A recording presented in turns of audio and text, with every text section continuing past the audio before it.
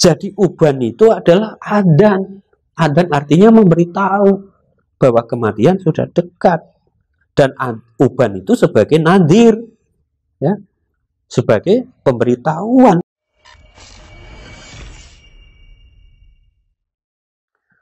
Assalamualaikum warahmatullahi wabarakatuh.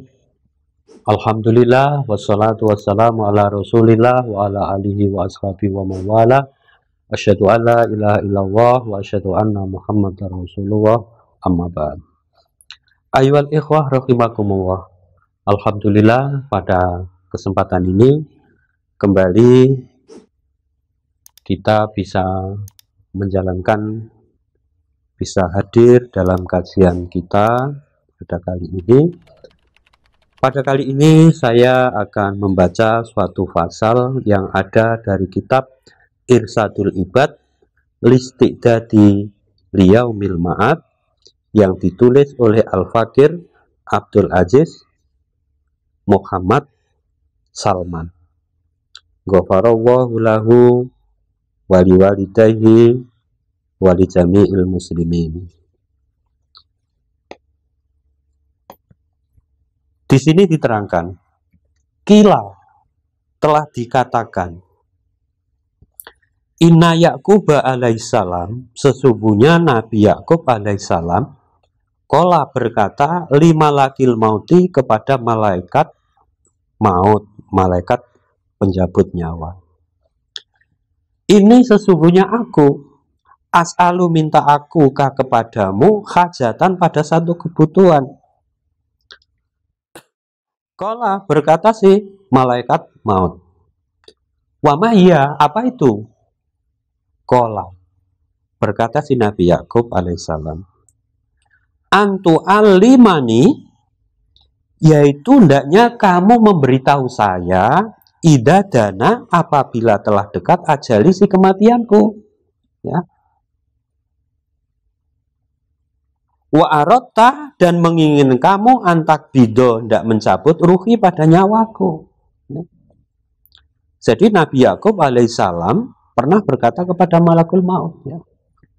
Ya, ini seorang nabi, ya, anak daripada nabi, cucu dari nabi, bapak dari nabi. Ini Ya'qub, anaknya Ishak, Nabi Ishak, cucunya Ibrahim, bapaknya Yusuf, ya. Jadi berbincang-bincang pada malaikat itu suatu hal yang biasa, karena ini adalah manusia yang mempunyai makom sebagai seorang nabi yang bergaul dengan malaikat itu sudah biasa. Berbeda dengan kita, ya, kita banyak dosa, tidak level kalau kita berbincang-bincang dengan malaikat. Mungkin level kita adalah bincang-bincang kita dengan setan. Faqala, maka menjawab si malaikat maut, na'am, ya, ursil, akan mengutus aku ilaika kepadamu, rasulah ini pada dua utusan, au salasah, atau al salasatin, atau tiga utusan, ya.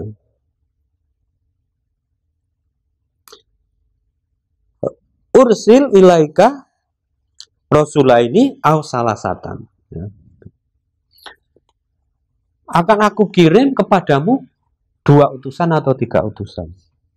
Falama ingkodo, maka ketika, ya, sudah sampai ajalusi, ajalnya Nabi Ya'qub, ata datang ilai kepada Ya'qub malakul mauti, si malaikat maut.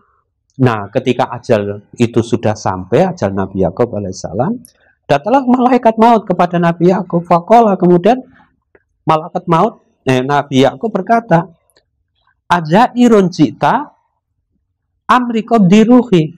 Malakul maut, kamu datang kepada saya ini sebagai kunjungan biasa, ya, sebagai kunjungan ziarah kepada saya, ya, alikob diruhi, atau kedatanganmu itu akan mencabut nyawa saya. Ini pertama pertanyaan Ya'qub. Faqala, maka menjawablah malakul maut, likob diruhika, ya, kedatanganku ke sini untuk mau mencabut nyawamu, ya, bukan untuk sekedar kunjungan, akan tetapi mau mencabut nyawamu. Faqala, maka berkatalah Nabi Ya'qub, Awalasta kunta akhbartani, awalasta tidakkah kamu, kunta ada kamu, akhbartani mengabari kamu nih padaku. Loh, kata Yakub, loh, bukankah dulu kamu sudah berjanji kalau kamu mau mencabut nyawa saya, mau kamu mengabari saya dulu. Nah ini tanpa kabar kalau kamu mau mencabut-cabut ini gimana? Seakan-akan begitu kata Yakub. Bahkan anaka sesungguhnya kamu tursilu mengirim kamu ilayah kepadaku rasulah ini 2 utusan atau salah satan atau 3 utusan. Bahkan kamu berjanji akan mengirim kepadaku 2 utusan atau 3 utusan untuk memberitahu akan kematianku, datangnya ajalku. Bukankah dulu kamu sepakat seperti itu? Kata Yakub. Qala maka menjawab si malakul maut, qad fa'alta, loh, itu sudah tak lakukan Yakub. Ya, aku sudah ngirim 2 utusan, 3 utusan itu sudah sebagaimana janjiku dulu. Ya. Kata malakul maut seperti itu. Nah, 3 utusan itu, 1 bayadu sa'rika, putihnya rambutmu ba'da sawadi, setelah hitamnya rambutmu. Ya.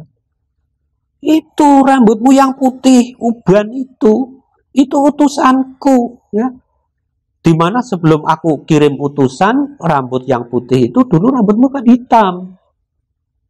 Itu yang pertama. Kemudian yang kedua, do'fu badanika, yaitu lemahnya badanmu ba'da kuwati, setelah kuatnya. Ya. Kamu sekarang kan sudah sakit-sakitan, ya. Badan yang lemah, padahal kamu dulu kuat, perkasa, kekar. Ya. Lah kuatnya, lemahnya badanmu itu utusanku. Ya. Yang datang kepada kamu, memberitahu kepada kamu bahwa kematianmu sudah dekat. Itu yang kedua. Kemudian yang ketiga, wanhina ujismika, bongkoknya tubuhmu ba'da istiqomati, setelah dulunya kamu tegak. Coba kamu sekarang bongkok seperti itu, padahal kamu dulu tegak kalau jalan. Ya. Itu juga utusanku yang aku kirim memberitahu kepada kamu bahwa kamu sudah dekat ajalmu. Sudah. Ya.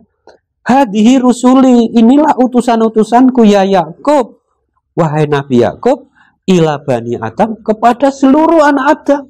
Ya. Tidak hanya kamu. Sebelum anak Adam kami cabut nyawanya, kami kirim dulu pemberitahuan seperti ini. Ya. Qoblal mauti, sebelum kematian. Ya. Itulah jawabnya malakul maut.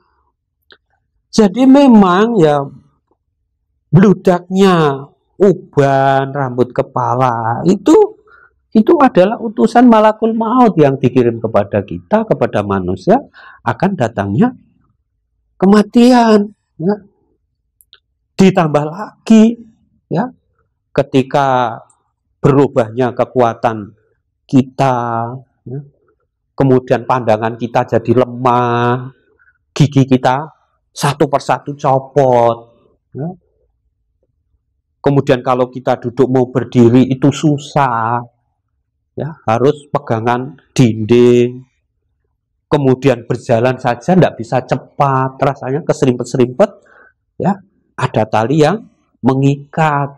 Itu semua adalah merupakan utusan malakul maut yang memberitahukan kepada anak Adam, kepada manusia, bahwasanya umurnya sudah, ajalnya sudah, kematiannya sudah dekat.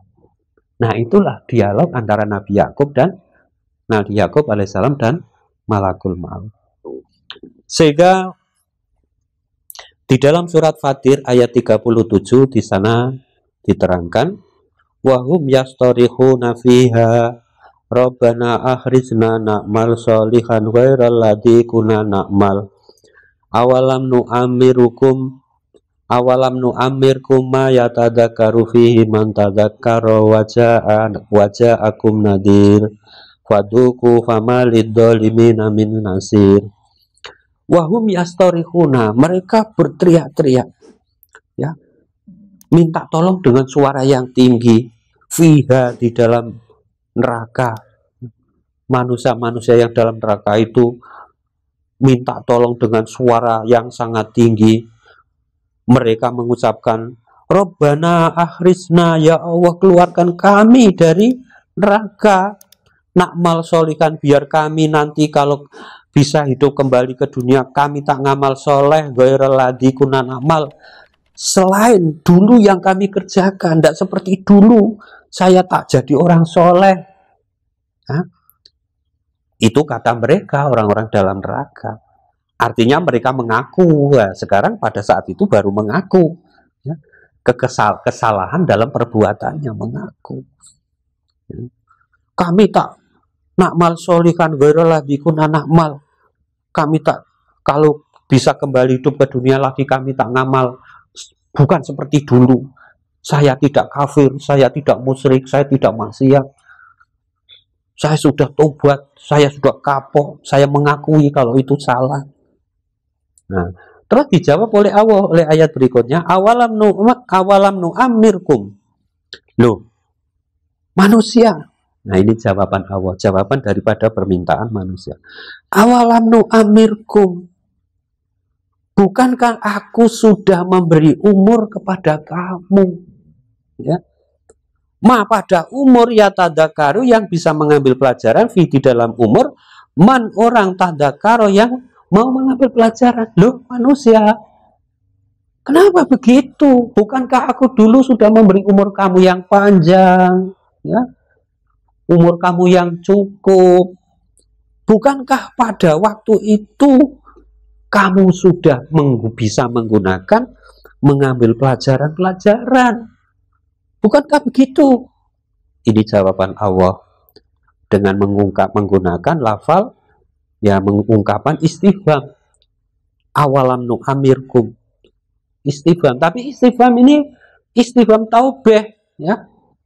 Allah bertanya, tapi bertanya itu untuk melehake, ya, untuk menjelekkan. Loh, gimana sih kamu manusia ini?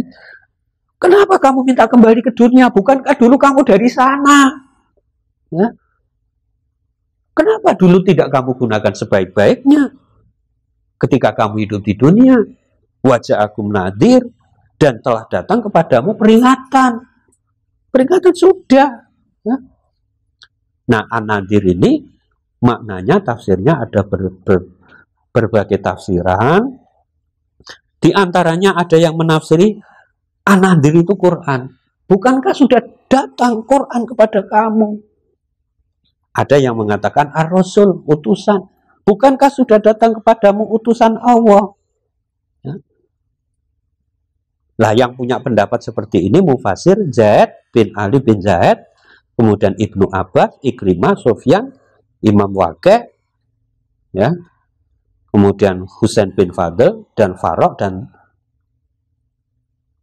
Husain bin Fadl, ya, Sufyan dan Waqi'. Sedang Husain bin Fadl dan Farok dan Tobari itu an-nadir di sini dimaknakan asaib, yaitu uban. Bukankah kamu sudah tak beritahu, ya, dengan adanya uban-uban itu, munculnya uban-uban itu, sudah memberitahu bahwa kamu sudah dekat. Kenapa kamu tidak siap-siap untuk menghadapi kematian dan kamu tobat? Ya, ya jangan minta begitu, itu salahmu sendiri. Faduku, ya udahlah, rasakan saja. Famalidolimina min nasir. Tidak ada orang-orang dolim itu mendapatkan pertolongan, tidak ada. Wong salahnya sendiri kok. Ya. Nah, itulah jawaban Allah. Maka wahai orang-orang yang sudah beruban, ya, sudah beruban, apa yang kita tunggu? Tidak ada yang kita tunggu kecuali kematian. Ya. Tidak ada yang kita tunggu kecuali kematian. Ya. Sungguh sangat keliru, sangat jelek kalau rambut kita sudah beruban tapi kita terus-menerus mengerjakan dosa. Orang yang sudah beruban itu diibaratkan seperti orang mengandung yang sudah tua. Tidak ada yang ditunggu kecuali kelahiran. Ya. Orang yang sudah uban itu sudah saatnya, tidak ada yang ditunggu lagi kecuali kematian. Ya. Jadi uban itu adalah adzan. Adzan artinya memberitahu bahwa kematian sudah dekat. Dan uban itu sebagai nadir, ya, sebagai pemberitahuan. Karena uban itulah biasanya datang pada usia-usia iktihal. Ya. Pada umur iktihal itu adalah bahasa Arab, yaitu yang artinya umur dihitung dari kira-kira antara 30 sampai 50 tahun. Itulah saatnya uban itu datang, memberitahu. Ya, Andan itu artinya memberitahu. Jadi andanun itu memberitahu. Misalnya andan itu namanya memberitahu kalau waktunya sudah sholat. Lah uban itu memberitahu kalau sebentar kita lagi datang. Lah kalau sudah ada adzan, sudah ada pemberitahuan, ya nanti sudah ada adzan itu tidak lama lagi akan ada qomat. Qomat itu adalah kematian. Lah sudah ada adzan, sudah ada peringatan, sebentar lagi qomat, kenapa kamu masih belum bersuci? Ya. Banyakmu masih berlumuran kesalahan, dosa, najis, dan sebagainya. Kenapa kamu masih begitu? Itu salahmu sendiri. Ya, itu salahmu sendiri. Jangan nanti setelah kamu dimasukkan neraka, terus kamu teriak-teriak, minta tolong dikembalikan lagi ke dunia. Bukankah kamu manusia dulunya sudah datang dari dunia? Kenapa minta kembali ke sana? Bukankah kenapa dulu tidak kamu manfaatkan ketika hidup di dunia sebaik-baiknya? Wallahu a'lam bishawab. Wassalamualaikum warahmatullahi wabarakatuh.